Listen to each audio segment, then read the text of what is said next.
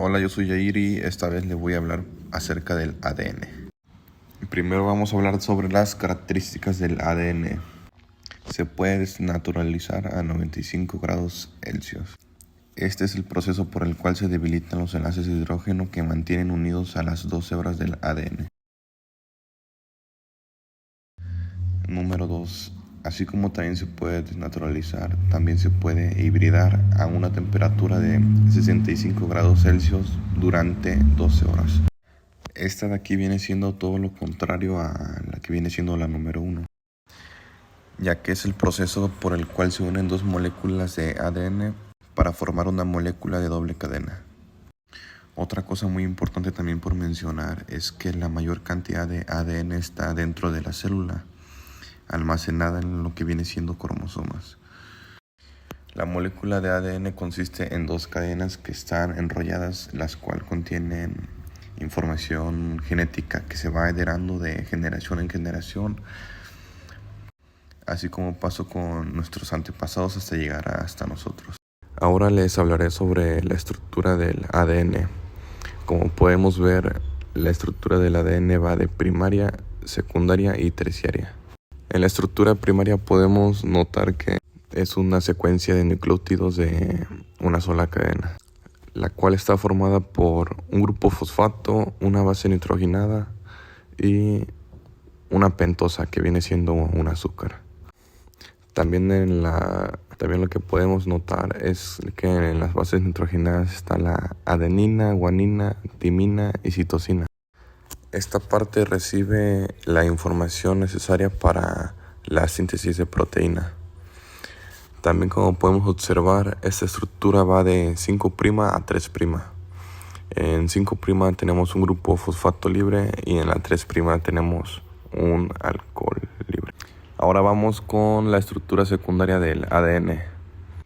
Aquí tenemos el modelo de doble hélice propuesta por Watson y Francis. Este modelo constituye de dos hebras orientadas de 5'3" y de 3'5", por las cuales las vueltas de las hélices estarán estabilizadas por los puentes de hidrógeno. Estos están formados o constituidos por tres formas. Está la forma que tiene un diámetro de 23A y tiene distintas apariencias de surcos. También tenemos la forma B, que tiene un diámetro de 20A y aislamiento en baja concentración. Y también tenemos la forma Z. Esta tiene un enrollamiento irregular que tiene forma de Z, por lo cual se le da este nombre. Tiene 12 pb por vuelta y un diámetro de 18A. Y en esta tampoco no hay surco mayor. Así como también tenemos la estructura terciaria. En esta estructura el ADN se va a enrollar sobre sí mismo para formar un superenrollamiento. Este enrollamiento va a dar estabilidad y reducir la estructura también. Esta estructura también se caracteriza mucho por ser de ADN con proteínas. Las proteínas vienen siendo las histonas, que más adelante les hablaré sobre ello. Como podemos ver, la cromatina está dividida en dos tipos de clases, la eucromatina y la heterocromatina. La eucromatina está en secuencias codificantes, secuencias de bases únicas y mediantemente repetidas. Y la heterocromatina son secuencias no codificables y secuencias de bases altamente repetitivas. Y en estructura son ADN más histonas. Las histonas vienen siendo proteínas con un nombre de H2A, que de este tipo son dos. Son otras dos del tipo H2B, dos de H3 y dos de H4. Estas no están solas, más bien están en octámeros.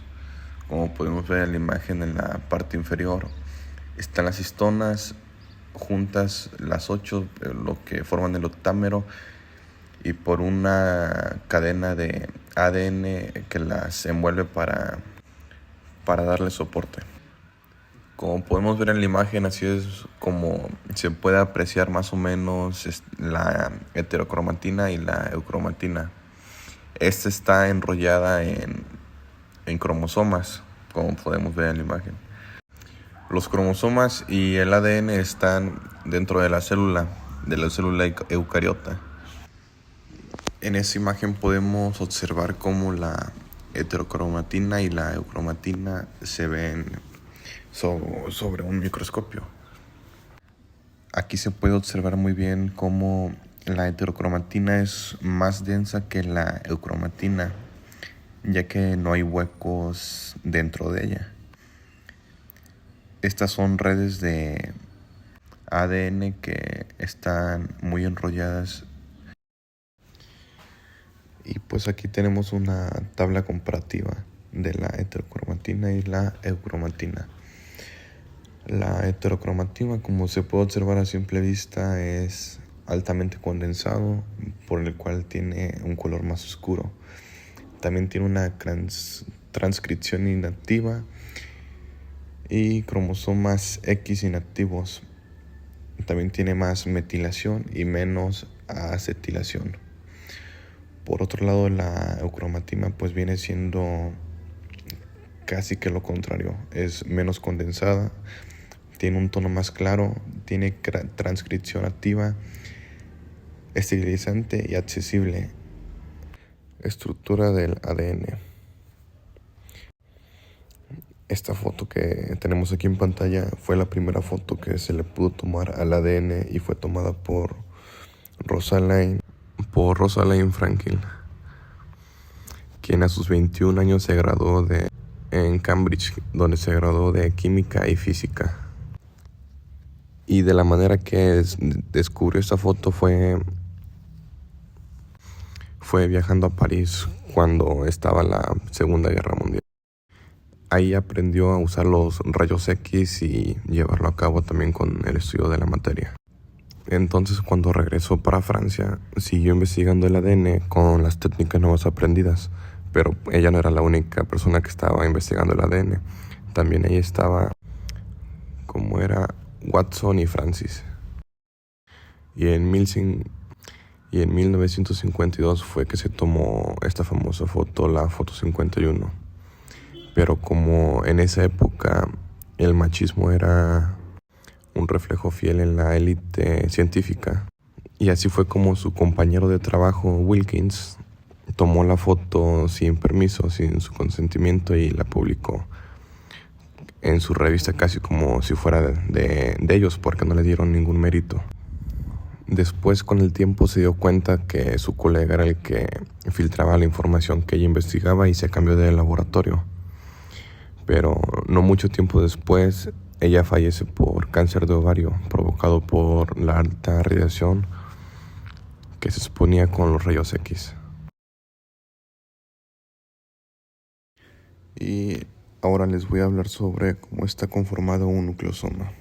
Como podemos ver, el nucleosoma es esa estructura que se ve ahí, que está conformada por las proteínas H2A, H2B, H3 y H4. Todas estas en total son 8, son 2 de cada una, y se forman un octámero. Este octámero después es enrollado por una cadena de ADN que le da aproximadamente 1.8 vueltas al octámero.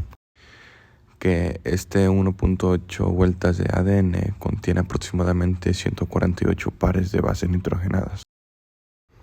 Otra cosa que falta por agregar es que también hay una proteína que se llama H1, que en este caso no se alcanza a apreciar en esta imagen, pero la función de esta es un tipo de candado seguro para que tenga un mejor agarre el ADN con las proteínas. Y la razón en que las proteínas histonas y el ADN se unen es porque las histonas, por la cadena de lisina y de arginina que tienen, que es positiva, se atrae por el grupo fosfato que es negativo del ADN. Bueno, ahora les voy a hablar sobre los nucleótidos. Los nucleótidos son moléculas que forman a los ácidos nucleicos del ADN y del ARN. son los componentes básicos de estos ácidos nucleicos, que también se les conoce como mononucleótidos. La función que tienen es que se van a unir por sus extremos para formar el ADN y el ARN, ya que estos almacenan y transmiten información genética. Ahora les voy a explicar cómo está conformada la estructura de los nucleótidos. Como podemos ver en la imagen, están conformados por un grupo fosfato, un azúcar y una base nitrogenada, que puede ser guanina, citosina, adenina o tiamina. En el caso del ARN, el azúcar puede ser una ribosa, y en el caso del ADN, el azúcar es una desoxirribosa. El grupo fosfato es un factor muy clave a la hora de formar los nucleosomas, ya que este cuenta con una carga negativa y las histonas cuentan con una carga positiva, y esto hace que tengan una mejor adherencia. Como ya vimos en los nucleótidos, tenemos bases nitrogenadas, y estas bases nitrogenadas son la adenina, citosina, guanina y timina. Y estas las podemos abreviar con la letra A en el caso de la adenina, con la C en la citosina, la G en la guanina y la T en la timina. Y en la formación del ADN, la adenina se va a juntar con la timina y la citosina con la guanina. Y en el caso del ARN, en vez de tener adenina, citosina, guanina y timina, va a tener adenina, citosina, guanina y uracilo. Eso quiere decir que en el ARN el uracilo sustituye a la timina.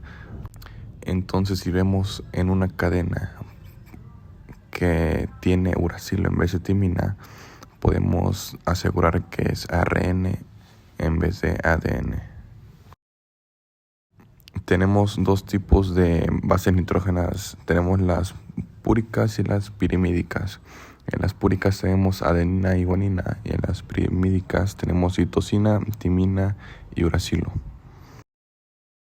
Y ahora les voy a enseñar a cómo resolver estos ejercicios sobre conteo de bases nitrogenadas. Pues se puede decir que hay dos maneras, ¿no? Si podemos ver aquí en el ejercicio que tenemos 18% de guanina, y como sabemos, la guanina se une con la citosina, entonces tenemos que tener lo mismo de guanina que de citosina. Esto quiere decir que también tendremos 18% de citosina. Entonces, si llevamos 18 y 18, pues suman 36, y si nos marca que es 100%, eso quiere decir que nos faltan 64. Y si adenina y timina están juntos, 64 entre 2, pues serían 32 de adenina y 32 de timina. Y pues aquí está el resultado. Ese sería un ejemplo de cómo realizarlo. Y el otro es que si tenemos 18% de guanina, tenemos que juntar el 50% junto con adenina. Entonces 18 para 50 son 32, entonces tenemos 32 de adenina y 18 de guanina, y pues del otro lado tendría que ser igual. Como la adenina se junta con la timina, tiene que tener 32%, y como la guanina se junta con la citosina, tenemos que tener 18%. Y así es como se junta el 100%, y de esta manera puedes resolver estos ejercicios de conteo de bases nitrogenadas muy sencillo.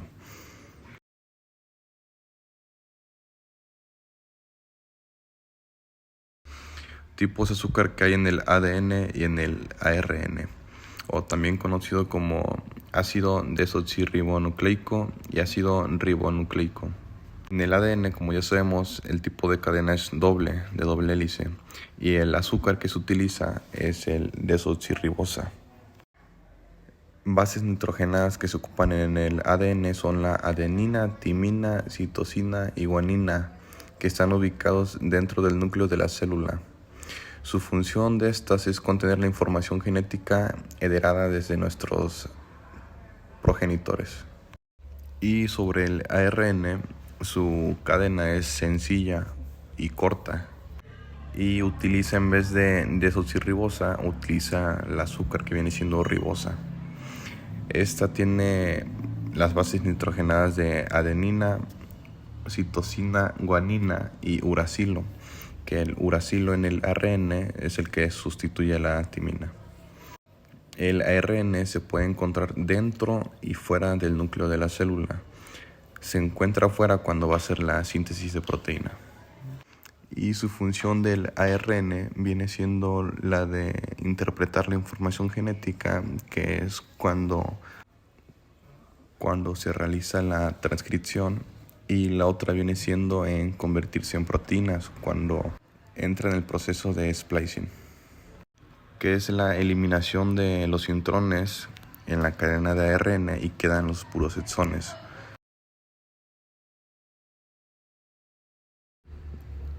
Tipos de enlaces. Bueno, vamos a empezar con el enlace glucosídico. Este enlace glucosídico es cuando un glúcido se une a otra molécula. En este enlace los grupos OH interaccionan entre ellos. Enlace glucosídico es el enlace que se establece en el grupo funcional del carbono anomérico de un monosacárido y el OH del otro monosacárido con liberación de una molécula de agua. Entonces esto quiere decir que sucede con la condensación del agua. El enlace O-glucosídico se realiza entre dos OHs de un monosacárido y el enlace N-glucosídico se realiza entre un OH de un monosacárido y un compuesto aminado de otro elemento químico distinto, generando aminoazúcares.